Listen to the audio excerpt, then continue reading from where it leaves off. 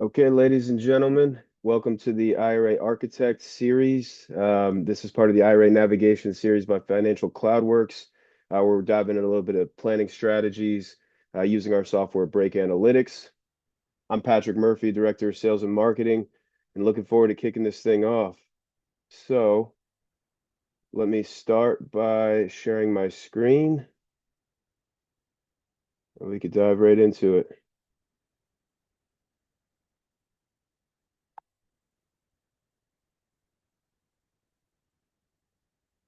All righty. If any attendees have any questions during today's meeting, feel free to put them in the chat, or I could be available, via phone call or email after this to dive into that. So today's topic is called Roth Conversions, the good, the bad, and the ugly. And really, we're taking a case study, Susan Miller, and looking at it from a couple different angles to get a better idea of, is there a better way to convert this thing and get this IRA through the tax wall? With that being said, um, there's different nuances and really different results depending on the goal. So we're going to walk through a few of those things today. All right, and let's go to the next slide. But first things first, with today's Roth conversion strategy, we are going to be looking at qualified charitable distributions as a part of that strategy. For those that aren't familiar, QCD is a tax-free transfer directly from the traditional or inherited IRA to a 501c3. There's no itemizing required. The only caveats, the clients must be at least age 70 and a half or older. The limit this year is 111,000 per person, 222,000 per couple. There's a one-time split interest opportunity. If this client wants to give to something like a charitable gift annuity, they can do that. But it's very similar to just giving a QCD outright to the charity.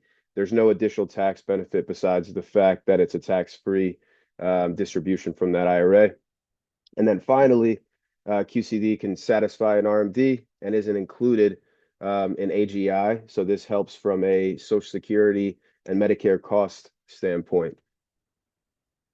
Couple stats for you all before we dive in. So 1 in 3 nonprofits are saying that half of their donor base is already QCD eligible. Yet 76% report fewer than 1 in 10 are actually giving QCDs. With 19 trillion in assets, primarily belonging to the baby boomers as the largest generation, it's pretty eye-opening to me to see on the far right here that the average QCD amount in 2025 was $4,000. Not a big tax benefit for really anybody with a $4,000 QCD. The question is why?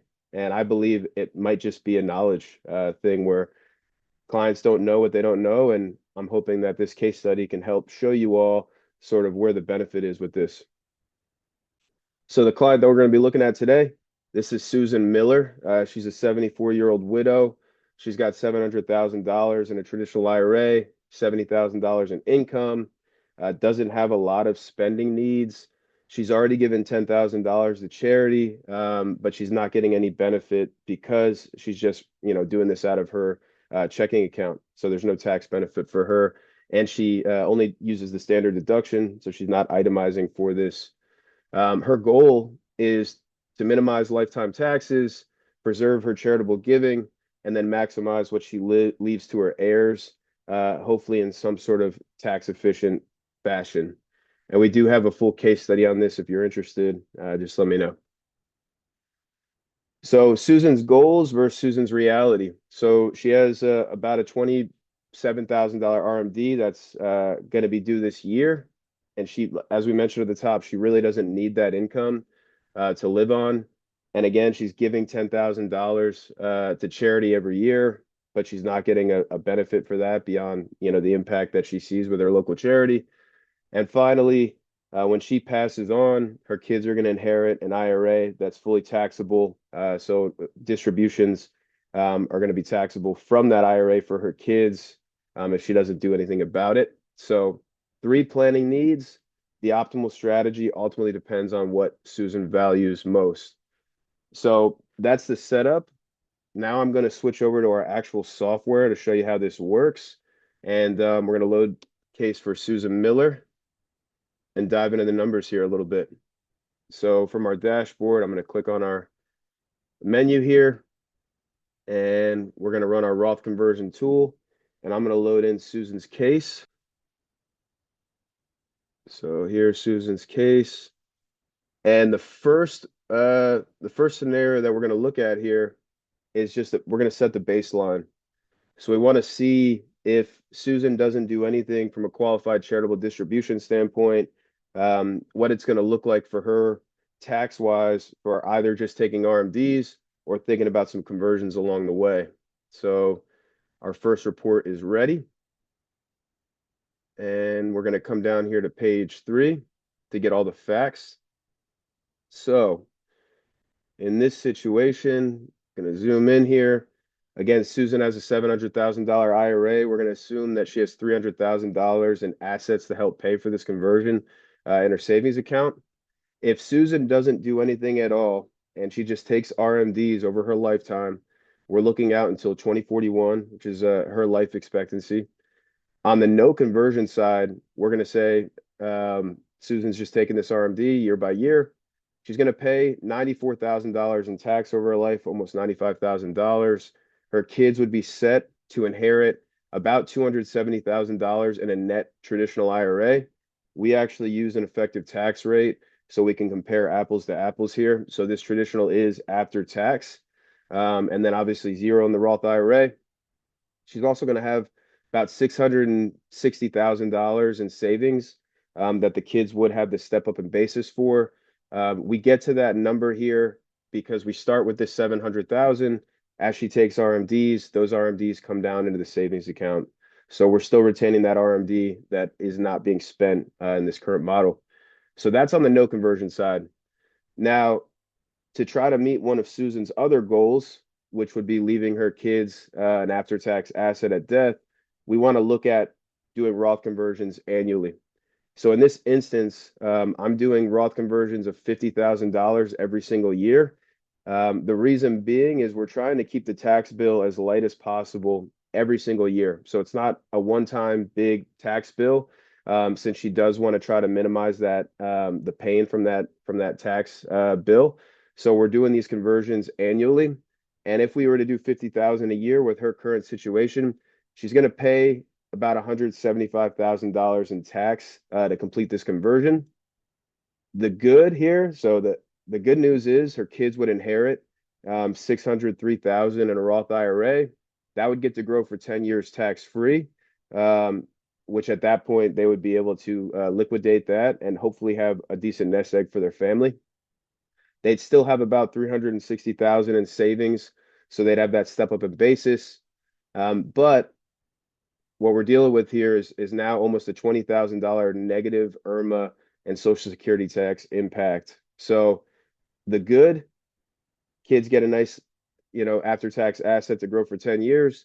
The bad, about $175,000 in taxes, 81,000 more than if she didn't do anything in the situation. And the ugly, that $20,000 in Medicare and Social Security tax fees that she may have never saw coming, adding in and sort of eating up the net present value that we have down here at the bottom of the screen. So that's scenario number one. If we look at a little bit deeper in our report here, we show the next 10 years and what that looks like for this conversion. And what we can see here at the bottom, our conversion, Social Security income, and IRMA fee impact, we are negative every single year down here. The reason being, we're adding this $50,000 in conversions, which is obviously taxable distributions, which is adding on to her, roughly $70,000 a year that she's currently has an annual income. So that's pushing her into these higher IRMA and Social Security tax fee ranges. So we can see that she's going to be negative in that range for the next 10 years. And maybe we get a little bit more relief. No, we don't. So it continues on her whole entire life until 2041. We finally see a positive flip. So that's something that she's going to have to live with, over time as she completes these conversions, if we went with this strategy. So if I come back to the software, the next thing that we want to look at is what adding in $10,000 of QCDs could do for her situation. So I'm going to come down here to our QCD bucket. I'm going to add 10K in here. We could change these every single year if we want to, but since she's doing 10,000 a year anyway from her checking account, we'll just keep it standard the rest of the way out. And we'll go ahead and run another report just so you can get an idea what that looks like. So we're going to give it a second here. So everything else is the same. We're still going to do $50,000 conversions here. The only difference in this strategy compared to the first one that we looked at is adding in those $10,000 QCDs. And again, she was planning on doing them anyway. So let's go take a look at what that does on the model. So everything else held constant. If we look at the no conversion side, she's now paying about $25,000 less in lifetime tax. So her kid's going to end up with about 270 grand after tax in this traditional, a little bit less in the savings account with the step up in basis, but a $25,000 less lifetime bill. And she's going to give over 100 grand to her favorite charity via her IRA. So she's still doing the $10,000 annual, charitable gift that she wanted to do. Now, by doing it from the IRA instead of her checking account, we're seeing an immediate $25,000 difference in her lifetime tax. If this is coupled with conversions, when looking over at the right-hand side here, she's still going to pay $80,000 more to do the conversion than she would have if she didn't. But that conversion bill is also $25,000 less. So she'd be paying 150 grand over her lifetime, coupling with these QCDs for her kids to inherit about a $596,000 Roth IRA. So slightly less than if we were not adding the QCDs into the scenario. But you probably notice we still have a negative $23,000 IRMA and Social Security tax impact. The reason it's slightly more than the first strategy is because when we're doing QCDs on the left side of the model, the no conversion side, we're bringing her MAGI even lower because she doesn't have the RMD income that she would have had in the first scenario. So with that being the comparison, the drift now is slightly more because we brought her income down. Now these $50,000 conversions are adding back to that, which creates a little bit more Social Security tax and IRMA for this particular situation. But as we come down and look at the next 10 years, we could see we're still negative essentially for the next 10 years from an IRMA and Social Security tax standpoint. And that's just because we're doing $50,000 a year conversions.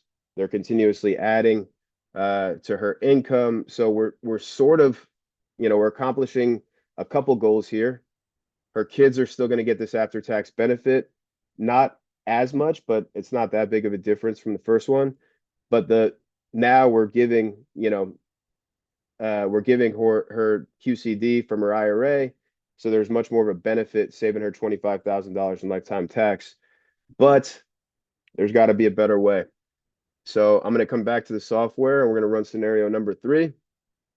And this time, we're going to do a strategy where we sort of rip the Band-Aid off. So what I'm going to look to do here is we're not going to convert the whole $700,000. I want to leave a little bit of assets in the traditional to continue to grow. So we're going to convert 650,000 and we're going to leave that 50,000 in the traditional. So she still has a bucket to pull these QCDs from. That way she's still doing a tax efficient gift. She's not converting everything. She doesn't really need to in this case because she can continue to give QCDs. And we're going to do this conversion over 3 years instead of over 14 or 15 years because getting that out a little bit sooner can make a big difference. So let's go run this report. Couple slight changes, but everything else is going to remain the same besides the way that we're doing this conversion. All right, let's take a look once this loads. Okay, so scenario number 3, we're going to zoom in here. Everything on the no conversion side remains the same because the facts didn't change. But when we look over on the conversion side, we're going to see a couple of things jump out immediately. Number one, kids are going to inherit $100,000 more in the Roth IRA. That's because we're getting it moved over to that Roth sooner, start the growth now rather than doing these conversions over 15 years. So peeling the Band-Aid off allows some more time for it to grow over on that Roth side.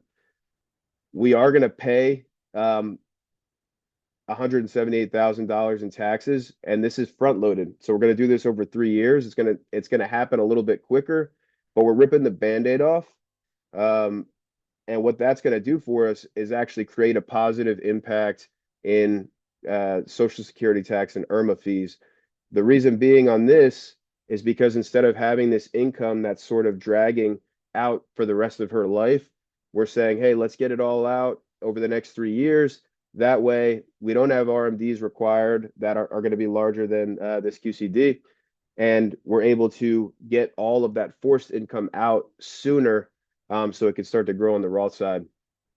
Going to have a little bit less, obviously, in the savings, but the main point to remember here is this $707,000 in the Roth IRA at death can grow for her kids completely tax-free for 10 years. So 707,000 growing tax-free for 10 years versus a taxable asset of about $272,000 from the traditional. You're starting to see how we can create a nest egg here on the right-hand side. And as I come down and look at the next 10 years, we notice that the first 5 years, we have some negatives down here on the Social Security and IRMA tax. But then after in 2031, we start to flip to the positive. All of these numbers are the positive drift on the Social Security tax and IRMA that Susan will not be paying. So it's the benefit of her doing these conversions sooner. It's going to be painful. So when we talk about the good, the bad, the ugly, the good is her kids are going to inherit $100,000 more by doing this conversion quicker. The bad is we obviously have to pay these taxes a lot sooner. So 65 grand, 62 grand, 58 grand in the next 3 years. But this ugly that was lasting for the rest of her life in the previous scenarios is only going to hurt for another 5 years. After that, we're seeing flying colors and positive benefits all the way out through the rest of her life. And they continue to stay pretty large, even $7,000 in the final year of death. So she's able to do QCDs this whole entire time, all the way out through 2039. In 2040, she's basically run out of traditional money. In 2041, she has a nice nest egg to leave to her kids, all brought back net present value, giving her what I would consider the winning formula right here, where she could check off not only giving that after-tax asset, but giving to charity in a tax-efficient way via QCDs and seeing the benefit from a Social Security tax and IRMA standpoint as well. So if I go back to my presentation and pull up this slide, you could see all three strategies on one page. And obviously we made it nice and color-coded, red, yellow, and green. Strategy one with no QCDs, highest tax on the no conversion side. With a conversion, second highest. Strategy two, we could see either way on the no conversion side, we're winning by about 25,000. Strategy three is going to be the most expensive, but it's also going to give us a significantly higher net present value looking all the way out of her life expectancy.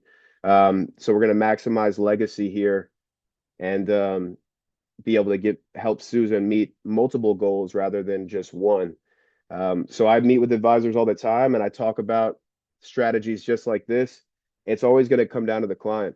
So if Susan feels comfortable front loading and writing that check over the next 3 years, then obviously it'll pay dividends for her, almost 100 grand more than strategy one or two by doing that, front loading the taxes. Also seeing a positive benefit in IRMA and Social Security. So there's some great things happening here.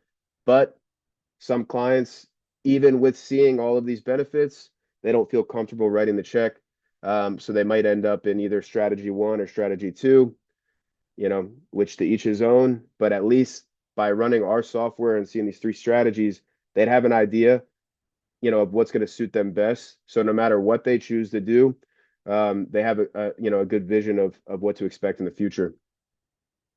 So the final thing before we wrap this up, um, there's a lot of Susan Millers that are out here and could be making this mistake annually. We know almost 58 million people have IRAs, or 58 million households have IRAs. 500 billion is going to charity annually. Most of it from checking accounts, no, basically zero tax benefit. So if you have clients out here that are 70 and a half or older, and they're considering these types of strategies, give me a call because I'd be happy to walk through this with you and see if it's something that could be a benefit to them. So we're wrapping up a few minutes early here. I'd like to say thank you. If there's any questions at this time, I'm happy to answer them. But if not, we'll put together this recording and we can make sure to email that out. And again, check out our website because we do have this QCD case study available, free to download. You can kind of get a better understanding of how this might work for your clients or, a better planning play. So I will pause there and see if we have any questions.